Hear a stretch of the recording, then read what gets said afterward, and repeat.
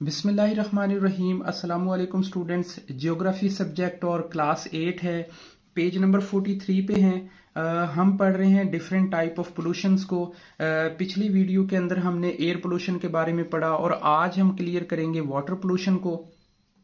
आज की ये हमारी वीडियो वाटर पोल्यूशन से रिलेटेड है और इसके आलूदा होने से यानी वाटर पोल्यूशन होने की वजह से हमारी जो ह्यूमन लाइफ है उस पे और जो इक्वेटिक लाइफ है उसके ऊपर क्या असरात मुरतब हो रहे होते हैं।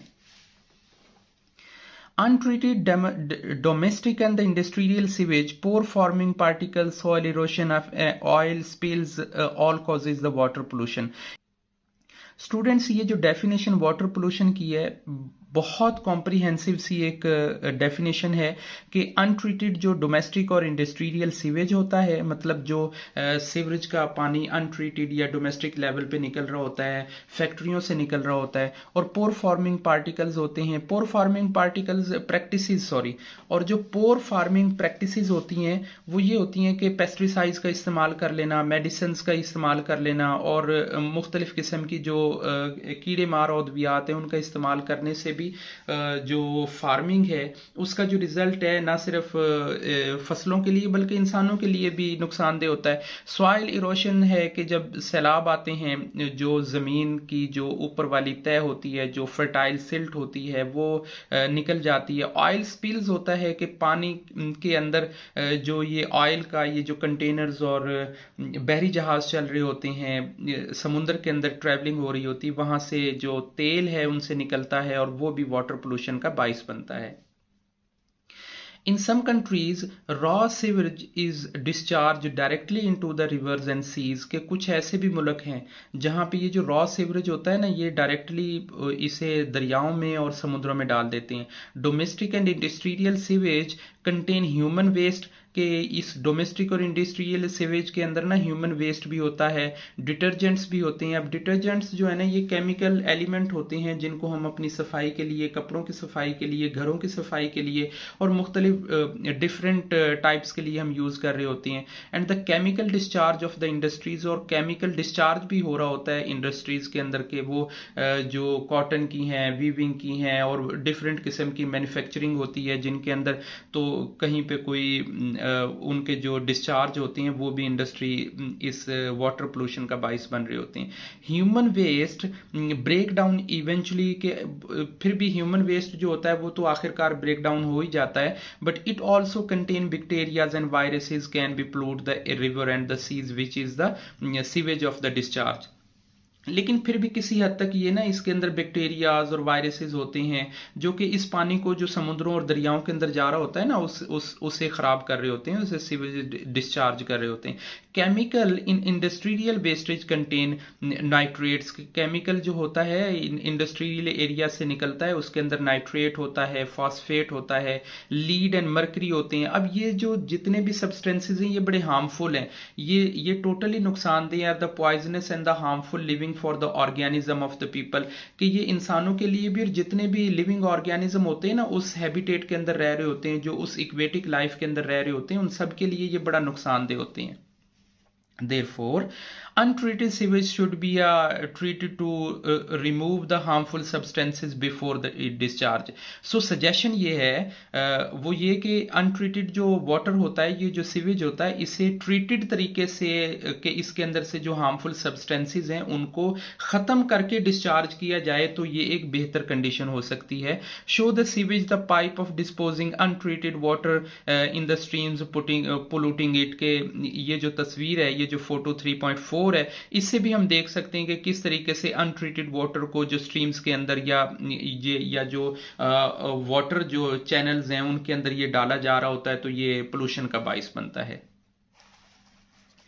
Common chemicals used by farmers के हमने यहाँ पे अनट्रीटेड के बारे में एक्सप्लेनेशन क्लियर कर ली है कि वो क्या है। अब हम पोर फार्मिंग प्रैक्टिसेस के बारे में रीड करते हैं कि पोर फार्मिंग प्रैक्टिसेस क्या होती हैं। कि common chemicals used by the farmers and up in soil, के ज़मीनों के अंदर ना फार्मिंग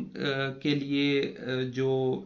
फार्मर्स हैं, जो किसान हैं, वो कुछ पेस्टिसाइड्स का इस्तेमाल कर रहे होते हैं। Agriculture natural runoff the contain those chemicals flow into the rivers, lakes and seas polluting the water bodies. और जो water bodies है ना ये उसके अंदर शामिल होते हैं lakes में, seas में, rivers में, और जो flowing water होता है ना, जो भी होता है वहां पे ये शामिल हो रहे होते हैं. So chemical can be build up the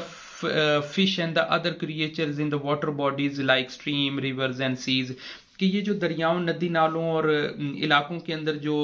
جو لیونگ آرگینزم ہوتے ہیں جن کو انسان اپنے میٹ کے طور پہ استعمال کرتا ہے لائک فش, تو یہ اس جو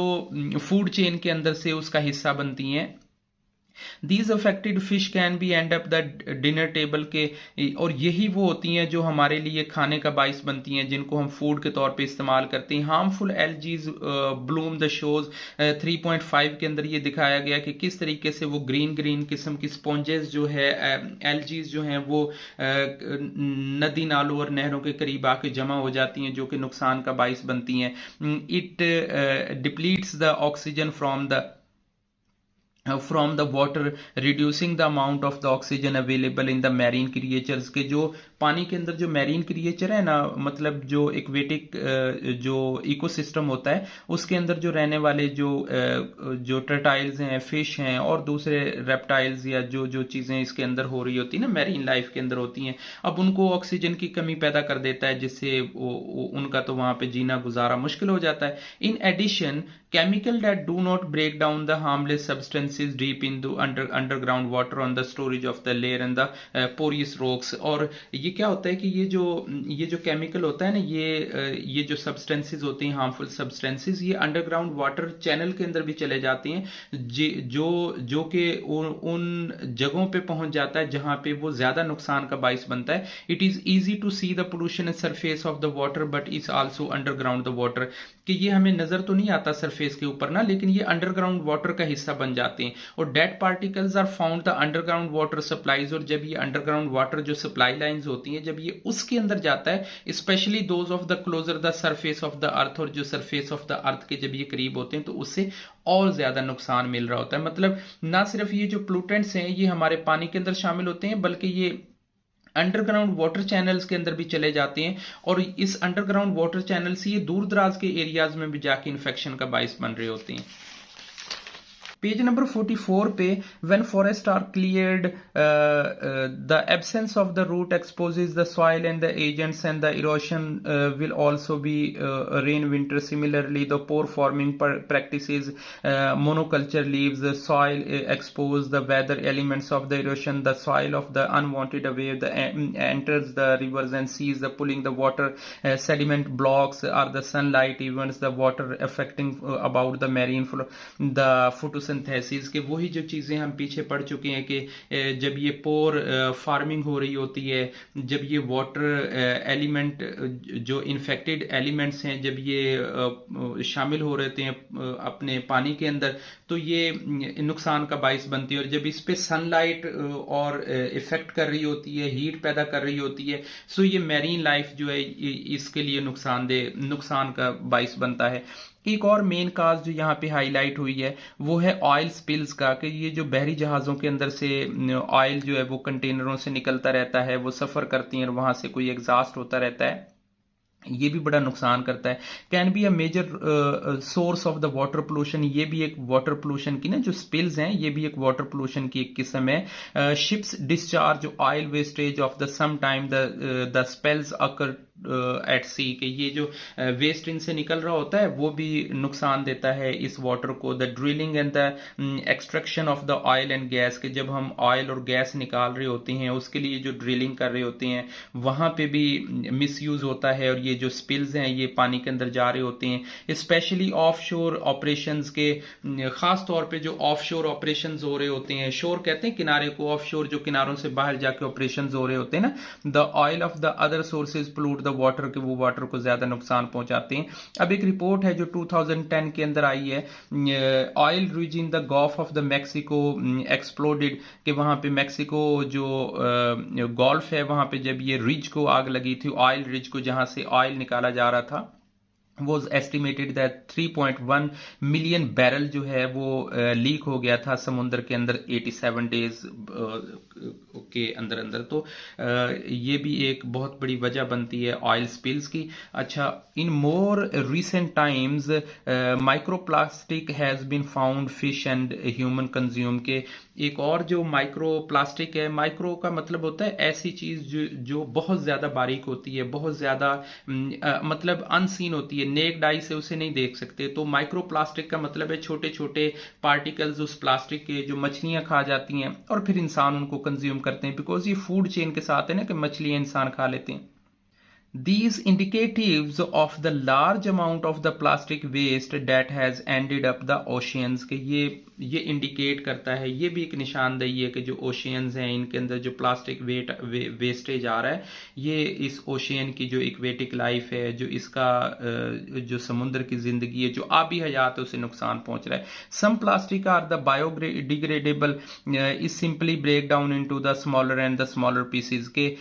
یہ جو پلاسٹک ہوتی ہے نا is not a bio degradable. Sorry, میں کنسیپٹ جو ہے نا یہ ناٹ کا نہیں پڑھ سکا تھا. سو یہ جو پلاسٹک ہوتی ہے نا یہ نان بایو ڈیگریڈیبل ہوتی ہے. اب بایو ڈیگریڈیبل اور نان بایو ڈیگریڈیبل کا مطلب یہ ہوتا ہے کہ بایو ڈیگریڈیبل ایسے ہوتے ہیں جو ڈیکمپوز ہو جاتے ہیں، جو آسانی سے ہماری جو نیچرل سوائل ہے اس کے اندر ڈیکمپوز ہو جاتی ہیں. اور یہ نان بایو ڈیگریڈیبل کمپوننٹس ایسے ہوتے ہیں جو سالوں سے زمین پہ، ارتھ پہ، under ground, over the surface پڑے رہے، تو یہ حل نہیں ہوتے، یہ بریک ڈاؤن نہیں ہوتے. So making them easily